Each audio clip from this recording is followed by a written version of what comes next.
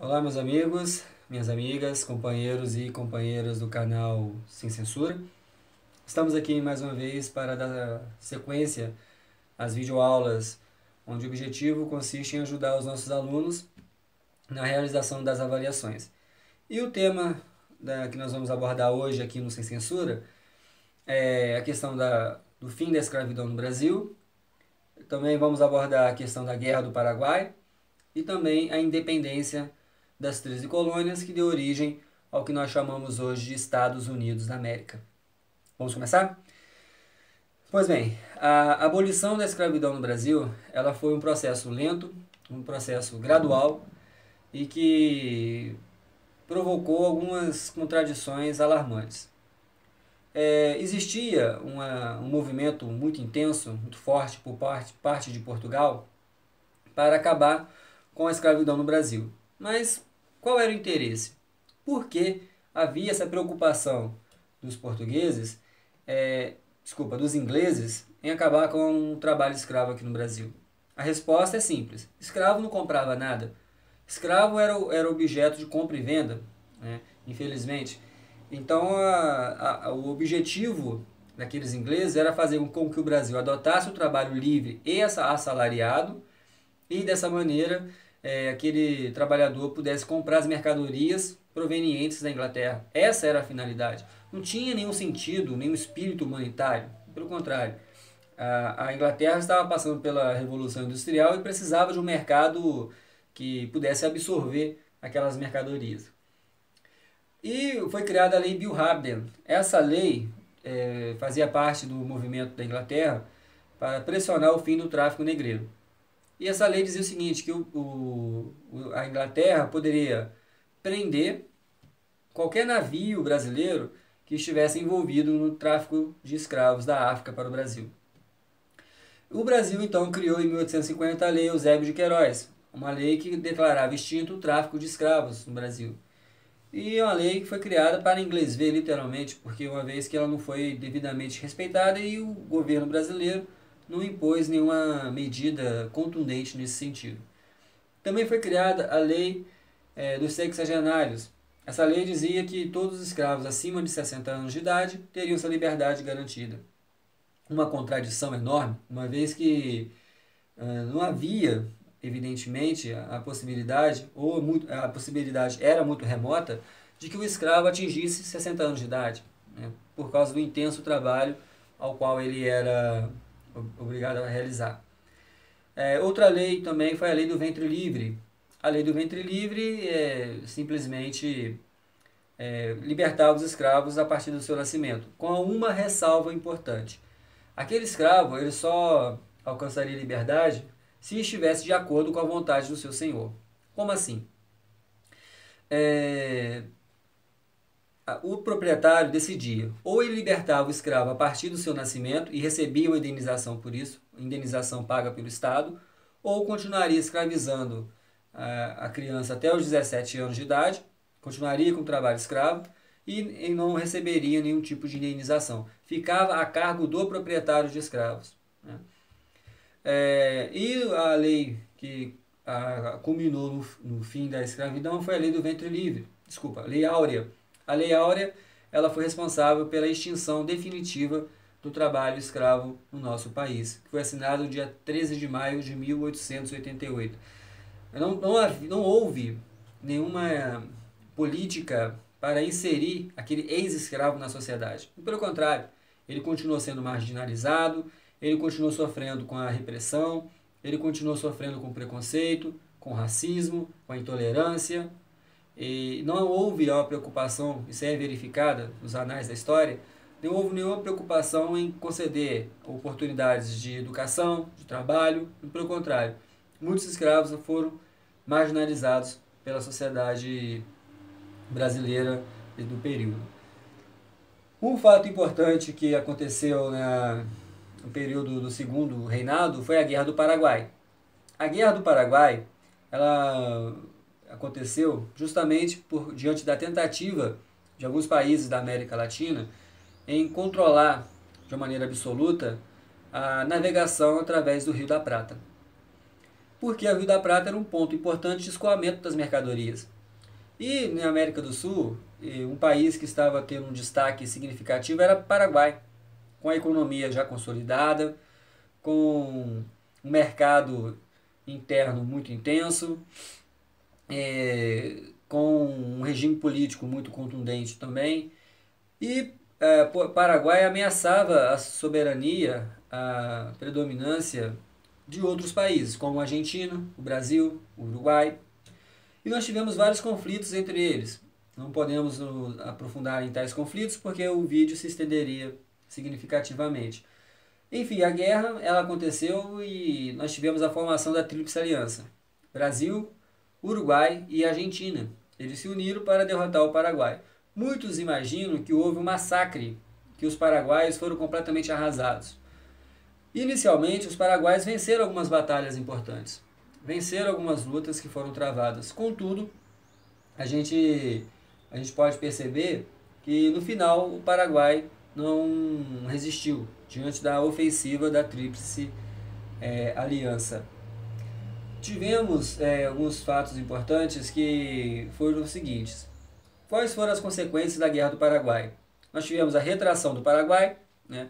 A demografia foi completamente modificada, a geografia, de uma maneira geral, também foi transformada no sentido de que Paraguai perdeu parte do seu território. A monarquia brasileira, isso aí é fundamental ressaltar, que a monarquia brasileira também saiu enfraquecida da guerra, porque gastou muito dinheiro, não teve resultados significativos. Os militares, quando retornaram da Guerra do Paraguai, já voltaram com ideias de república muito bem definidas, né, porque o movimento republicano cresceu de maneira muito significativa, né, e nós tivemos transformações importantes após a Guerra do Paraguai. E Solano Lopes, que havia promovido uma intervenção no Uruguai, foi caçado até a morte. Foi um banho de sangue o que fizeram com relação a essa Guerra do Paraguai, conhecida como a Grande Guerra. E trouxe essas consequências importantes para a história política, para a questão econômica, para a redefinição do mapa da América Latina. Outra questão importante que nós vamos abordar foi também a questão da independência dos Estados Unidos, né? Nós tivemos, por parte da Inglaterra, o que nós chamamos de negligência salutar. O que foi isso? A Inglaterra permitiu, no seu processo de colonização, que as 13 colônias tivessem uma certa liberdade. Eles poderiam comercializar com outros países, cultivar os produtos que bem entendessem, tinham liberdade de maneira significativa. O ponto importante foi a Guerra dos 7 Anos. A Guerra dos 7 Anos, que foi travada entre a Inglaterra e a França, que culminou com a vitória da Inglaterra, mudou essa posição que os ingleses tinham com relação às 13 colônias. Por quê? Por mais que os ingleses tivessem saído vitoriosos, eles tiveram gastos, né, alarmantes com a guerra. Para se recuperar financeiramente, o que a Inglaterra fez? Aumentou os impostos sobre os moradores das 13 colônias. Nós tivemos a lei do açúcar, a lei do chá, a lei do selo. Tudo isso aumentou a carga tributária sobre os moradores das 13 colônias. Diante disso, aqueles moradores das 13 colônias se revoltaram com relação àquela situação. E o objetivo também era impedir que o contrabando e o comércio intercolonial acontecesse. Então, a redefinição da posição com relação à colonização acabou mudando por parte da Inglaterra, gerando a insatisfação dos moradores das 13 colônias. E várias manifestações aconteceram. Uma dessas manifestações foi a festa do chá de Boston, onde os moradores das 13 colônias se vestiram de índios, invadiram o porto de Boston e jogaram o carregamento de chá ao mar. Aquilo gerou uma ira muito forte por parte da Inglaterra, por parte do governo inglês. E a guerra para promover a independência se tornou evidente. Agora, nessa guerra para que as 13 colônias se tornassem independentes, houve a influência do iluminismo. aquela noção de liberdade, aquela noção de soberania do Estado, aquela ideia de respeito à vontade popular, essas noções presentes no movimento iluminista se tornaram presentes também no que se refere à ideia de concretizar a independência das 13 colônias. E foi o que aconteceu. Um detalhe importante foi que os moradores das 13 colônias contaram com o apoio da Espanha e também da França, porque a França, historicamente falando, era rival da Inglaterra e via com bons olhos a independência das 13 colônias e formação dos Estados Unidos. Agora, outro detalhe também fundamental foi que após a guerra que promoveu a independência, outro conflito aconteceu nos Estados Unidos. Esse conflito marcou as diferenças que existiam entre as colônias do Norte e as colônias do Sul. Na videoaula que vai ser publicada sobre a questão da consolidação da colonização inglesa na América, também aqui no Sem Censura, vou postar também, mostra essas diferenças. O Norte era voltado para a industrialização, a policultura, a mão de obra livre assalariada. O Sul não. O Sul era voltado para o trabalho escravo, para o cultivo de apenas um produto. Essas diferenças provocaram uma guerra, chamada Guerra de Secessão. Nessa Guerra de Secessão, o objetivo era praticamente se separar. Entra em cena Abraham Lincoln, que conseguiu fazer com que a guerra chegasse ao final e promovesse a unificação. Abraham Lincoln, ao promover a unificação, e deve-se ressaltar que houve a vitória das colônias, dos estados do norte, né? Houve a unificação do mercado interno, com o desenvolvimento do capitalismo, com a transformação dos Estados Unidos uma grande potência e o fim, obviamente, do trabalho escravo. Abraham Lincoln é lembrado na história norte-americana por esses feitos importantes. Muitos imaginaram que os problemas norte-americanos estavam findados. Porém, surgiu nos Estados Unidos, logo após a Guerra de Secessão, um movimento chamado Ku Klux Klan. Esse movimento da Ku Klux Klan foi um movimento racista e o principal objetivo da Ku Klux Klan era impedir a integração do negro na sociedade dos Estados Unidos. Eles não aceitavam que os negros tivessem direitos sociais, direitos civis, direitos políticos. Para os membros desse movimento, o que deveria acontecer era a separação da sociedade. De um lado os brancos, de outro lado os negros. E que não poderia ocorrer a integração.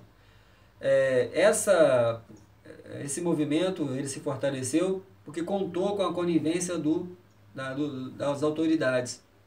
Contou com a conivência do poder público, né?